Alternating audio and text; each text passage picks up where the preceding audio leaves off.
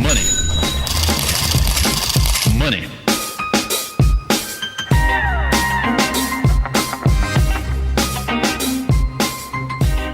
Moving forward with the closing, once you have a closing date, things can move a little bit quickly out in the market. So having some tips, this is for my realtor listeners and as well as my buyers out there buying property.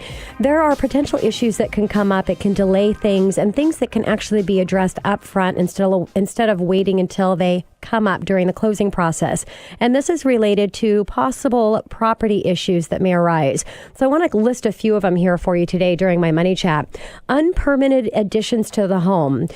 These can be acceptable on a case-by-case basis. So the appraiser must report improvements, do not represent any health or safety issues. So if it does, you're going to have an issue. So address that up front. Demonstrate that the improvements are typical for the area by providing 3 comparable properties that have the same illegal, because it's not permitted.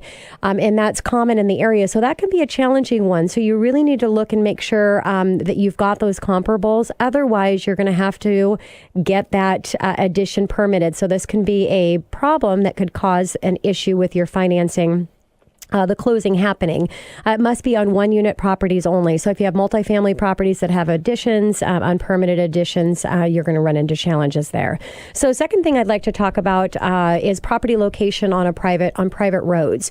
So 2 options. You can get the appraiser to find comps to show that there are other properties that are on private roads and do not have a recorded agreement.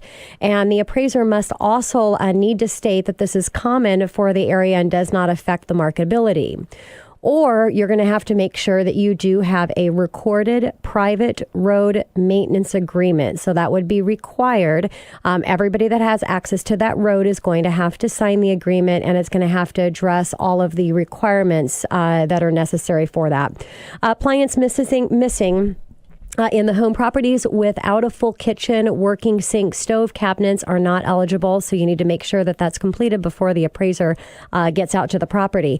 Rapid appreciation. So properties with improvements made within the last 12 months, previous 12 months. So that's what they're considering rapid appreciation is over a 12-month period.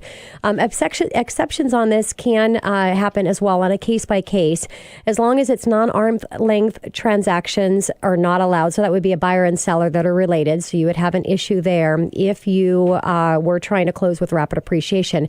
And then you need to verify that the seller and owner of record are one and the same. Seller provide documentation to support the increase in value. So you're going to get all of the documentation to show all of the work that's been on the home.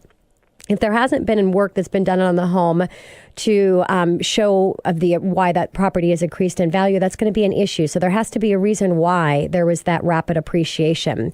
Water heaters must be double strapped. And this is just, I see this a lot, not understanding up front. And what can happen, it's not a big issue. You just go out there and double strap the water heater. But the problem is you're on a time crunch because you have these short closing dates. So you want to make sure that you're not delaying things, because what's going to happen, you're going to have to double strap that water heater. Then the appraiser is going to have another order is going to have to be submitted for the appraiser to go back out to the property. And the appraisers are really busy right now. So you don't want to have to lose a week in the closing process trying to get the appraiser back out there to verify that it's actually been done. Here's another one similar, CO detectors, same thing. As long as you know up front that they must be installed on all floors, not sitting on the floor, but actually installed on all floors. Again, if they're not installed, the appraiser is going to have to go out and verify that they've been installed. Pictures have to be taken, and it's just a delay in the closing process, which is what you do not want.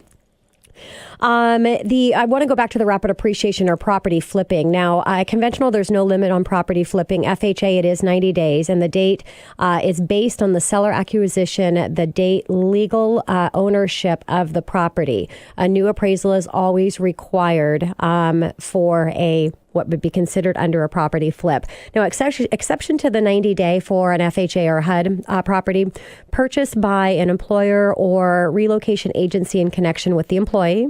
That's okay. So then you don't have to wait that 90-day on a purchaser that's utilizing an FHA loan. Resale by HUD under its REO program. That's acceptable. They are their homes. And sales of properties of nonprofits approved to purchase HUD properties.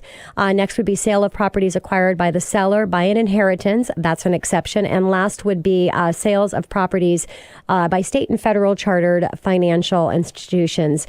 Now, you're going to need to provide documentation to support, again, increase in value. And again, non-arm's length transactions are not allowed. Again, that's buyer and sellers that are related.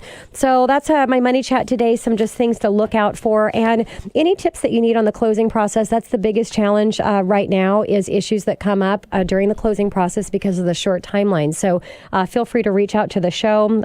Go online to themoneyhour.com, or you can always call at 1-855-400-1150 and say you just want to take a chat with me. Coming up next on the Money Hour, how the housing affordability and general real estate. We're going to be talking with Matthew Gardner, Chief Economist with Windermere Services, right here on 1150 AM KKNW after this short break.